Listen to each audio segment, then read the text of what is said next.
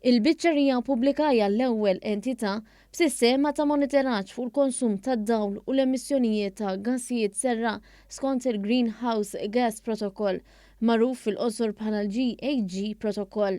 Il-GHG Protocol jipprovdi standards, linji gwida u għodda antiżi biex jgħinu lill-gvernijiet u negozji jkejlu l-konsum tagħhom tal-enerġija kif ukoll l-emissjonijiet ta' gassijiet li qed jikkawżaw it-tibdil fil-klima.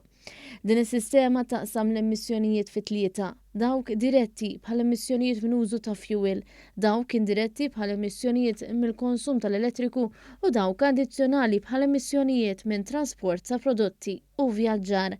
Waqt żjara li jagħmel fil-biċċerija l-Ministru għall-Agrikoltura, is-Sajt u Drittijiet tal-Annimali Anton Refalo iddeskriva dan il-pass bħala azzjoni konkreta ta' kif il-Gvern qed jaħdem biex iżid l-effiċjenza u fl-istess ħin inaqqas l-impatt ambjentali tal-operat tiegħu. Il-Ministru ntlaqa mid-Direttur Ġenerali tal-Biċċerija Pubblika Stefan Kakija.